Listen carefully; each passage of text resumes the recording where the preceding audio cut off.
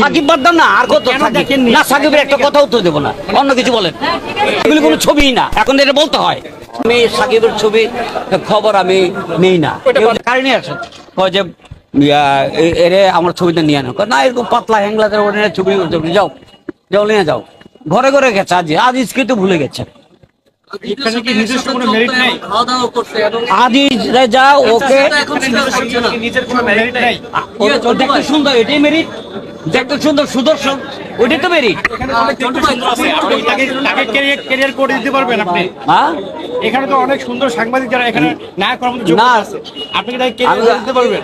তোমাকে তো দেখতে ভালো লাগছে, কিন্তু সিনেমাটিক চেহারা হতে হবে, সিনেমার মতো চেহারা হতে হবে। সিনেমা তোমাকে সিনেমা দিলে মনে হবে যে ছোট ভাই বড় ভাই, নায়কের মতো মনে হবে না। তুমি কিন্তু সুন্দর। জন্টু ভাই, যদি বলি যে একসাথেই ছিল, যে এখন সে স্বীকার করছে না, একই বিছানা একই না, স্বীকার করছে না আমি বলি না, এটা আমি বলিনি।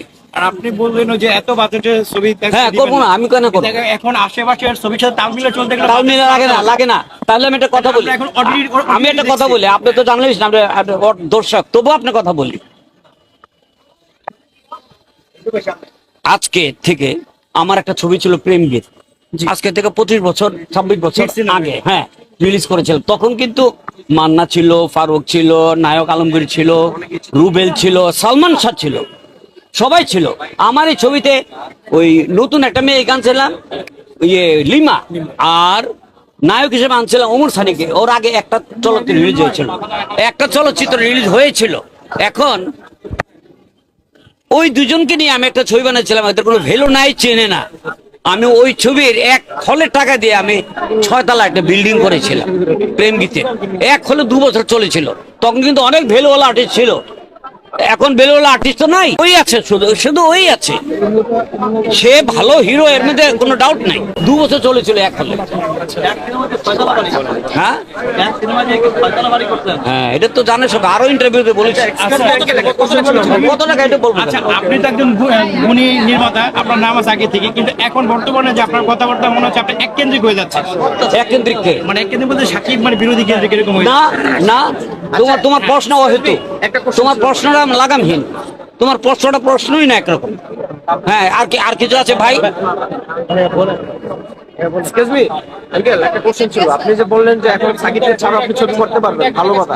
এখন তো কেজিএফ পুষ্পা দেখে আমরা অভ্যস্ত। ওই বানাতে পারবেন? দেখো আমরা ওই ধাঁচের ছবি কি বানাতে পারবেন? ধাঁচ কেন? কেজিএফ ধাঁচের আমরা নতুন শিল্পী জন্ম দেই আপনাদের জন্য না, না আপনাদের জন্য। আপনি ওর ফেভারে কথা বল, আপনি ওর ফেভারে কথা বলে তো কোনো লাভ নাই। না না, ওনার ফেভারে কথা না না, ওই আমাদের ইন্ডাস্ট্রি কাছে দর্শকদেরকে যতটুকু খুশি করেছে তার থেকে ইন্ডাস্ট্রির প্রোডিউসাররা সাফার করেছে। ওই ধাঁচের ছবি কি হবে কিনা বাংলাদেশে, ওটা জিজ্ঞেস করুন। কোন ধাঁচে?